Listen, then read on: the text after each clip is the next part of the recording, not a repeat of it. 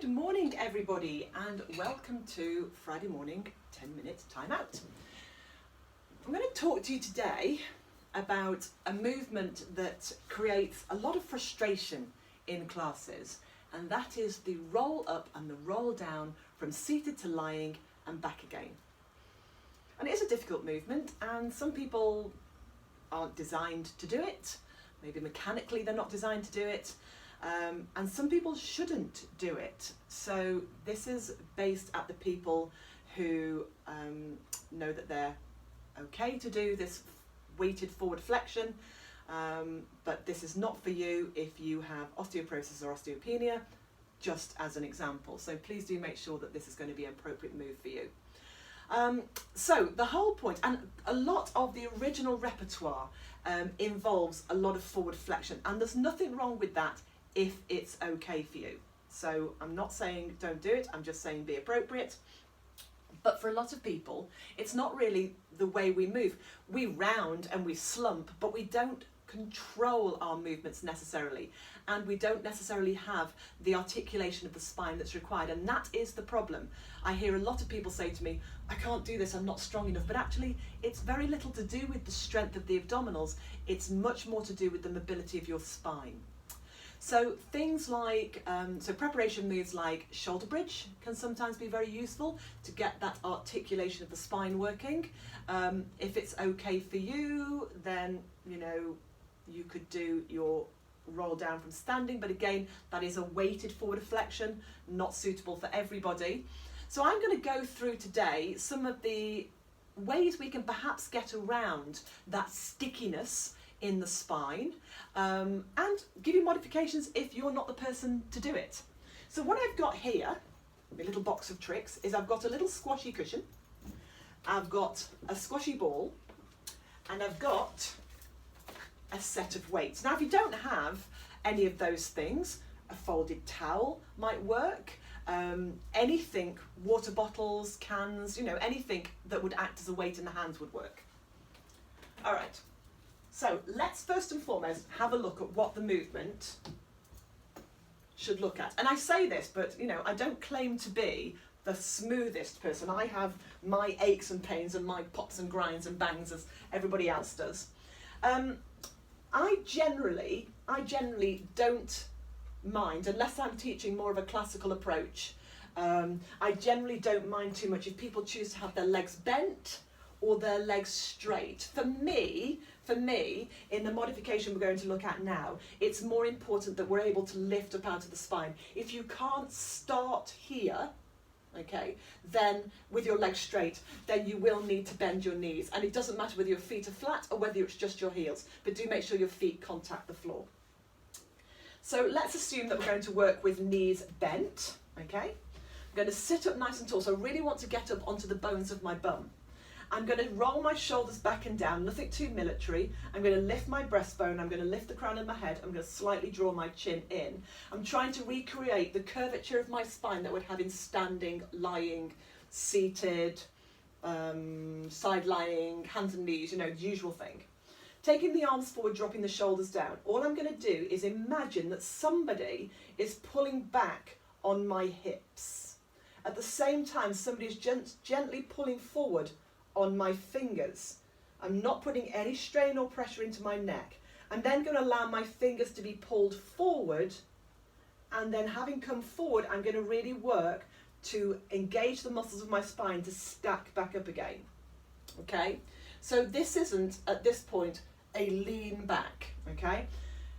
It's not a great visualization. It's not a pleasant visualization, but imagine you're pulling away from a punch in the belly, below the pubic bone and below the navel and above the pubic bone. And below the pubic bone, and they'll just be going straight between your thighs, but so above the pubic bone, below the navel.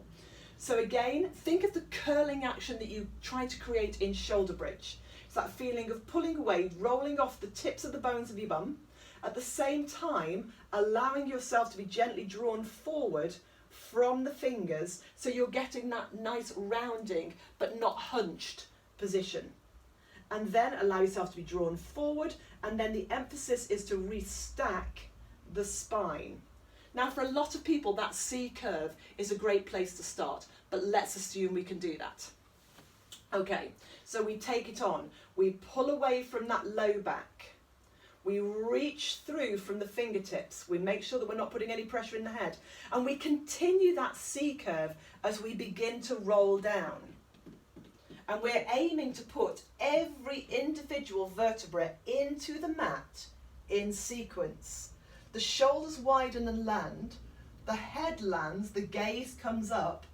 We've opened up the front spaces at the front of the body, and we allow the arms to float to the ceiling. Keeping those ribs softened, keeping that slight corset, we take the arms back. We don't want to take the arms to the floor. We bring the arms back up again, and then we simply reverse the action. The fingertips reach forward, the shoulders slide down, we soften the chin in, we curl around the breastbone, not pull on the head, we slide down through the ribs, we wheel every vertebra off the mat, and then classically we would have the legs straight and we would just come forward. But we're actually going to come back to centre, find the tips of the bones of the bum, and then lift all the way back up again. Okay, so if that works for you, then great, but for a lot of people it doesn't work. There's a couple of things you can do. If you've got a folded towel or a little squashy pillow, this is an option I've seen. It's not my preference, I've got to be honest. Okay, and I'll tell you why in a moment. But some people put that into their low back. So when they get to the point where their back won't round anymore, it's like they've brought the floor up to them. So they don't have to work quite so hard. And then when they come back up again, they don't have to really work to deepen that spine into the floor in order to come through. And that's why I don't like it, because in my opinion, and it's only my opinion, you know, I'm not the Pilates police, then I would prefer my clients worked on being able to deepen that curve rather than rely on the floor coming up to them. Okay, but for some people it works. Now for some people, rolling down, and you'll know if you're this person, because what will happen is you will go so far, it's all going very well, it's all going very well, it's all going very well, oh, and you'll suddenly be here, because you'll have gone through that flattened bit, and then of course that makes coming back up almost impossible, and this is what we get. This, oh, it's like you're covering the same ground over and over again, and then eventually you get frustrated and you end up doing that kind of thing. Okay, it's not elegant, it's not fluid, it's not Pilates. Okay, so for some people, using a ball, putting it in an appropriate place to the point where you know you might lose control. Okay, so again, you draw away and you go to the point where if you went any further, you'd drop. Okay, you touch the ball, and then you redouble your efforts to round through in order to come all the way back up and restack. And then eventually, as that tightness, that tension eases away, you may be able to move the ball a little bit further back until eventually you take the ball away completely. Now, some people can do the roll down, but can't do the roll up, and that's frustrating. So they go back to what we were doing before, they get through to the roll down and it all seems to be going very nicely, and then they get so far and it's just not happening for them. So what I would suggest you do, if you've got them, grab a set of weights of some sort, okay, and let the weights control your movement. So if you can't roll up, okay, it's about your back again. So you might be getting by on the roll down, but getting by isn't enough. All right, so you take the weights forward, you do exactly the same thing, and you let those weights reaching forward just slow you down. So you've got time to spend in that slightly tighter bit that prevents you from coming all the way back up. The rest of the movement is the same, except I generally guide people not to necessarily take their arms back. Depends how heavy the weights are, but you know, you don't want to do yourself a mischief taking your arms back with weights that you can't control. So taking the arms up to the ceiling or slightly behind you might be enough if you're using weights, and then let the weights do the work. So soften the chin but don't jam, reach the arms forward and just let the weights in your hand, again, give you the time to come through that slightly sticky bit until you come all the way back up again. You could actually do something very similar with a band around your feet.